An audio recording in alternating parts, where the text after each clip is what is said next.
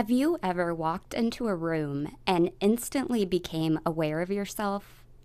Aware of how you look, how you sound, what people might think about you, whether you're acting weird, whether people like you, whether you said the wrong thing. Sometimes it feels like no matter where you go, there's this constant awareness of yourself running in the background.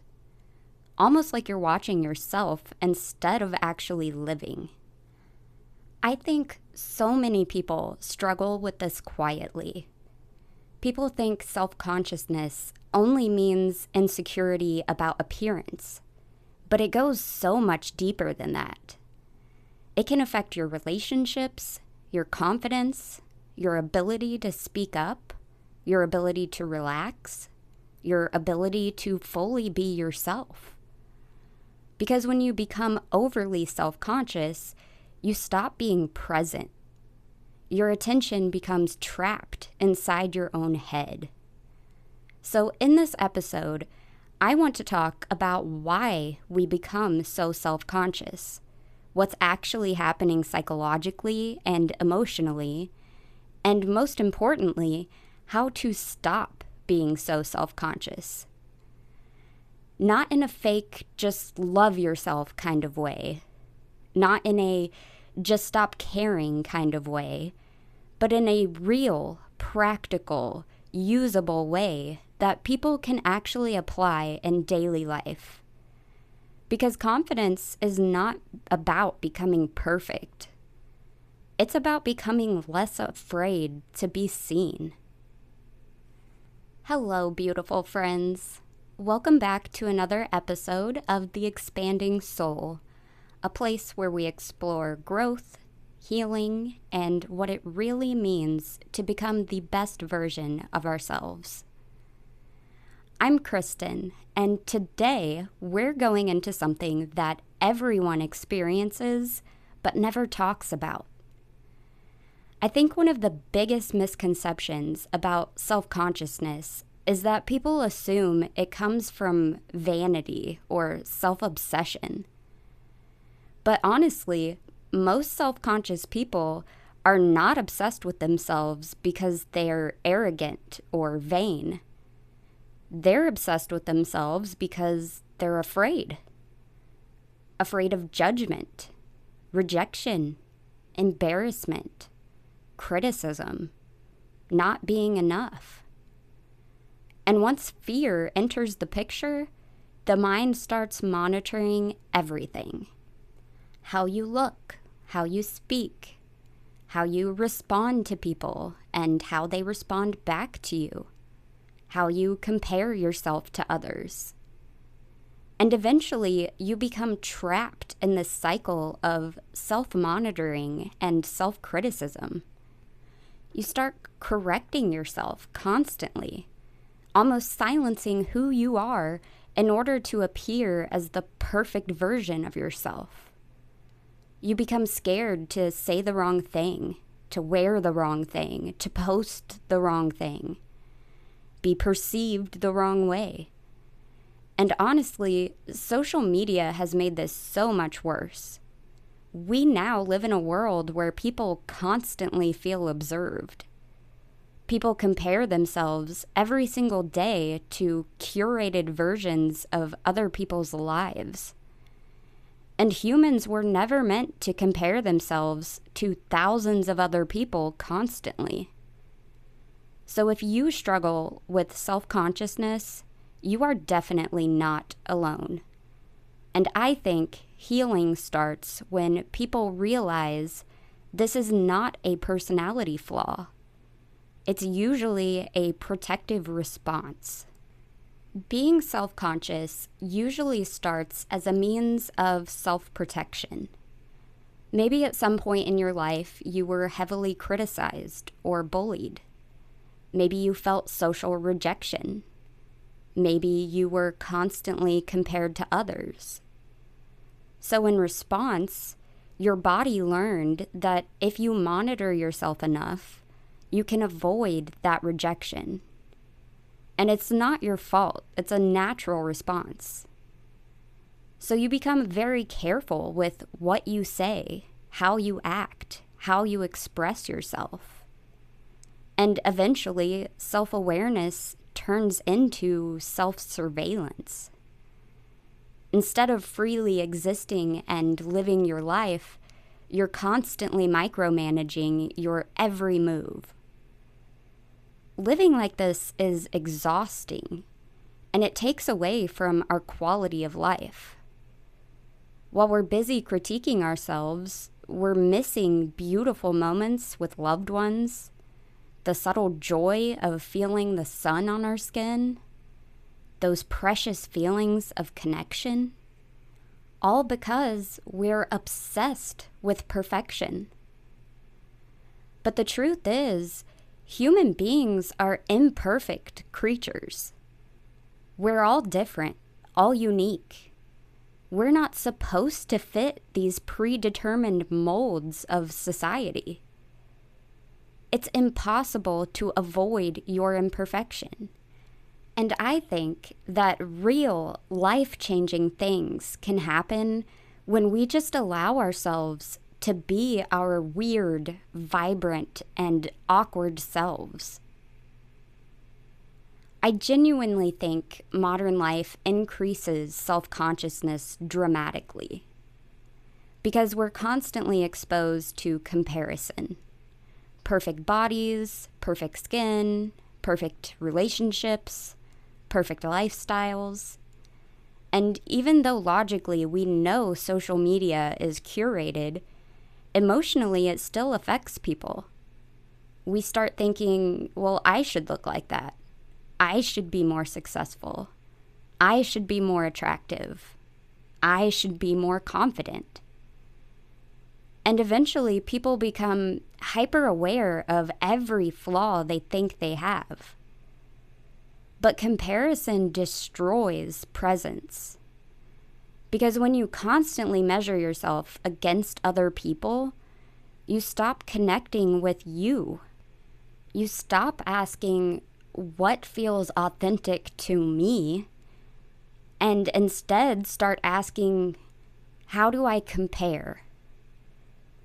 And humans were never designed to live under this much social comparison. Self-consciousness in small amounts is actually helpful. It helps you navigate complex social situations and helps you know when to say something and when not to. But in large amounts, it really can take away from your quality of life. So how do we know if we're being overly self-conscious?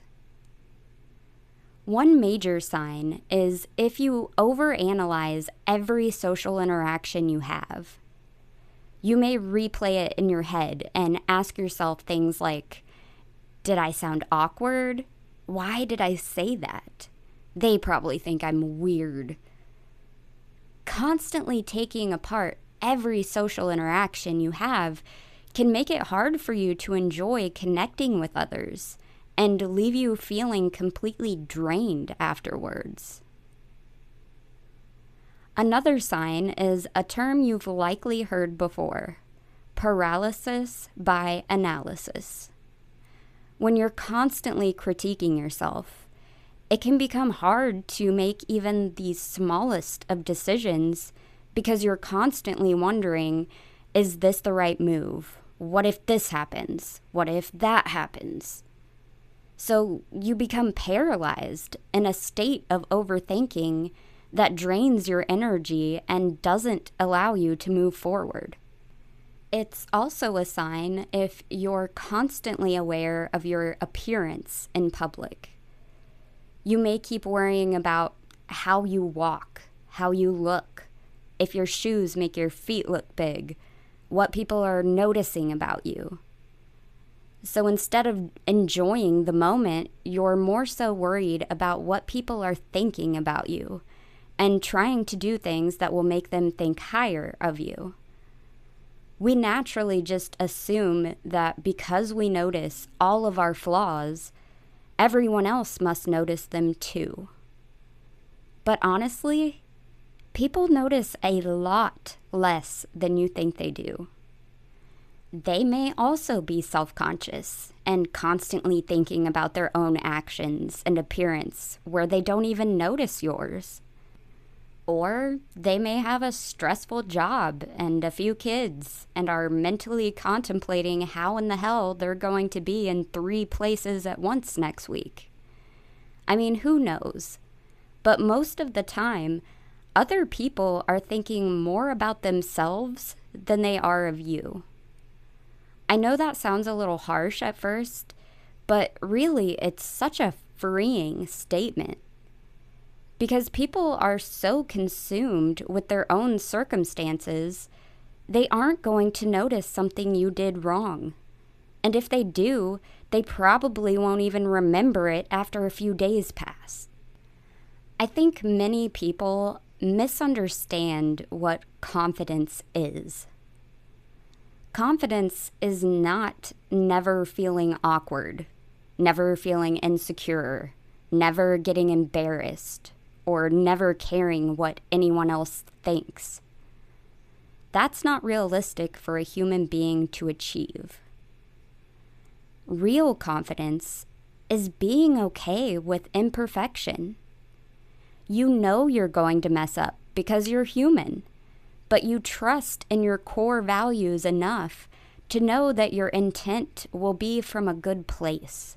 So you allow yourself to be your full self, even though it means you may eventually come off as weird. It's when you're okay with taking up space, being seen, and being flawed. The people you see appearing as the most confident socially are usually not the ones that are trying to come off as perfect.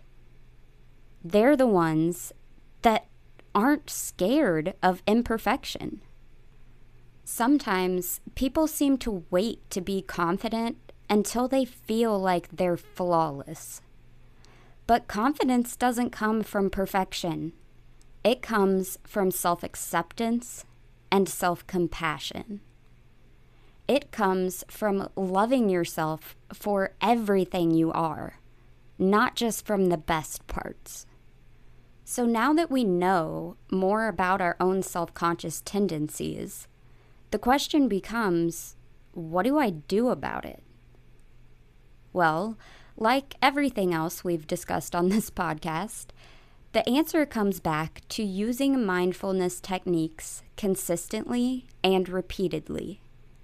We need to essentially train our brains to create new neural networks of confidence and self-esteem. The first thing we need to do is shift our focus from inside our own mind to the external world. Self-consciousness is literally excessive self-focus. So we need to redirect that focus elsewhere. And this does not mean applying the same criticism you use on yourself to others in your life. It just means actually living your life. Experience it to the fullest. Become curious about other people. Listen to others, to music, to nature. Pay attention to your environment. Focus on connection instead of performance. Plus, when you're not trying to be perfect, you'll probably become more relaxed in social situations naturally. The second thing we are going to do is to stop trying to control other people's emotions. You can never fully control how someone perceives you. Even if you did literally everything perfect by your standards, people can still misunderstand you. They can still judge you. They can still not like you. And guess what? That's okay.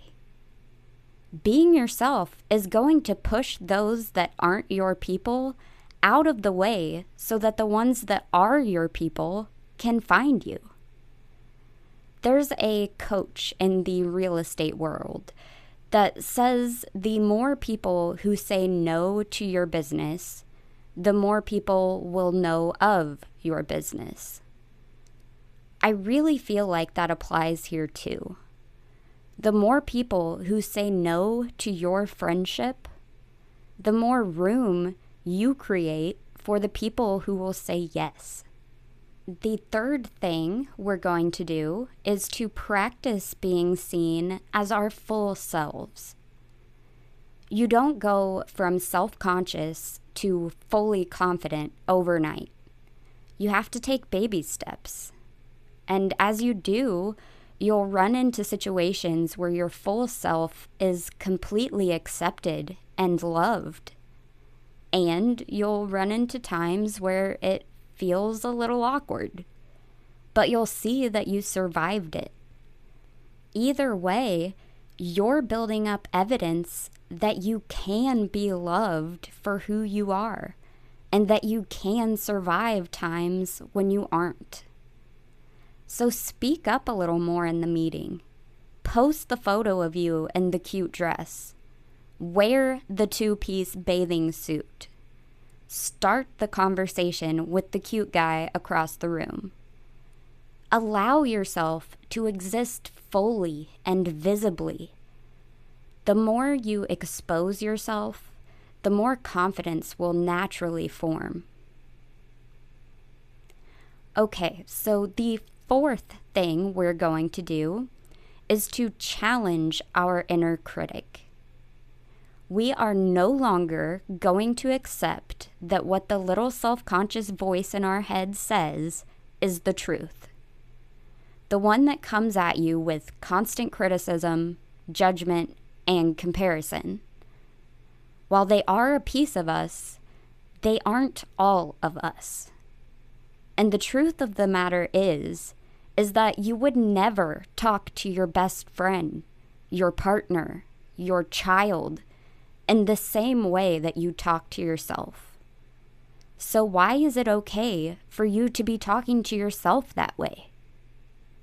From now on, when a thought enters your mind that you wouldn't say to someone you loved, you challenge it. Let's walk through an example that many of us will be able to relate to. Let's say you are swimsuit shopping. There's a super cute one in a color that you love, but it's more exposing than what you usually go for. You go to the dressing room and put it on and hesitantly approach the mirror, and what you see you aren't pleased with. So your inner voice says something like, "Wow, you're such a fat fuck." And then you stop. And you ask yourself, would I be saying this to my best friend? No, you wouldn't. You would probably tell your best friend that societal body standards aren't real, that every body shape is beautiful, that they've been hitting the gym and it shows from last year. You'd uplift them and encourage them. Once you realize that, you take another look in the mirror. And whether you end up buying the suit or not, you leave in a lot higher mindset after you tell yourself the same things that you would have told your friend. At first, it may not feel like you mean it, but stay in your logical brain during this exercise, not your emotional brain. Allow the logic to do the convincing.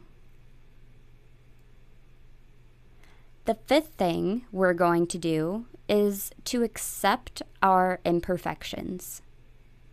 You're human, which means you're going to say things weird sometimes.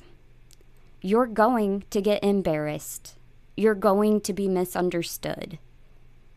And every time you do, instead of beating yourself up over it, instead of obsessing about it, you're going to remind yourself that you're human and that shit happens. Then you're going to shake it off and keep on moving. The more you do this, the more your brain will learn to approach your shortcomings with compassion rather than with self-attack. So embrace the weirdness and allow yourself to shine in pure authenticity. The sixth thing we are going to do is to stop comparing ourselves to other people. Comparison is a confidence killer, especially in today's day and age where everyone has their full lives easily accessible on social media. It's easy to think things like, they go on vacation all the time. I'm such a loser. I can't even pay my bills half the time. Or, that girl is so skinny and eats whatever she wants. Something must be wrong with me for holding on to all this weight. But everyone is on their own journey, learning the things that their soul needs to learn. Maybe you aren't super wealthy yet because you're supposed to be learning how to have happiness despite external circumstance. Maybe the other people have it because they're supposed to be learning that money can't buy them happiness. The point is, we may never know why we have the circumstances we do or why others have what they have. But we have to trust in the process of life and know that progress should come over perfection. All we can do to improve is make small changes every day. And as long as we're doing that, that's all that matters. The seventh thing we're going to do is to find our people. We need to be involved in a supportive and inspirational community, not a community that makes us feel like we need to compete or critique ourselves to perfection. I seriously cannot stress how transformative it's been personally for my own confidence to detach from people or environments where I felt the unhealthy pull towards perfection, and to gravitate towards spaces I feel motivated and encouraged.